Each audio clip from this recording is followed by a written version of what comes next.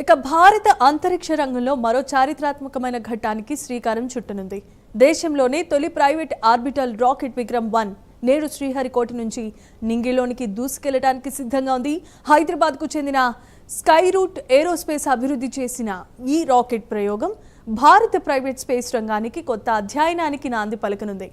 Machine ఆగమన్ పేరుతో జరుగుతున్న ఈ ప్రయోగం విజయవంతమైతే ప్రపంచ వాణిజ్య ఉపగ్రహ ప్రయోగాల మార్కెట్లో భారత్కు మరింత బలం చేకూరబోతోంది.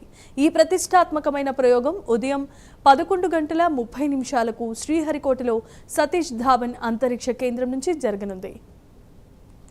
ఇదే అంశానికి సంబంధించి మరిన్ని అప్డేట్స్ ను మా కరెస్పాండెంట్ నెల్లూరు నుండి నరేష్ ఉన్నారు. నరేష్,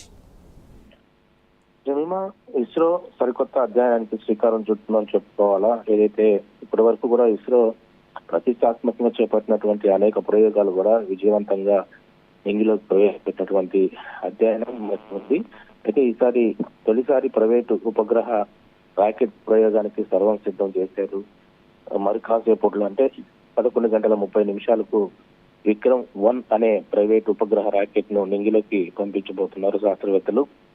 ఇది పూర్తి స్వదేశీ పరిజ్ఞానంతో కూడుకున్నటువంటి రాకెట్ ప్రయోగం అని చెప్పుకోవాలా.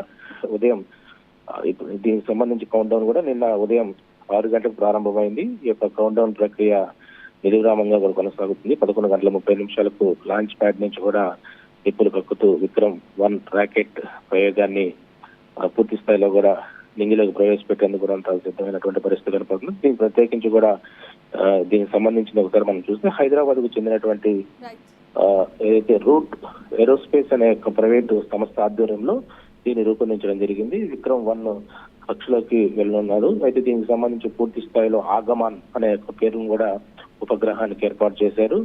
కాస్మోసిస్ సంస్థ సాంకేతిక అభివృద్ధి చేసి thanks for the updates Naresh.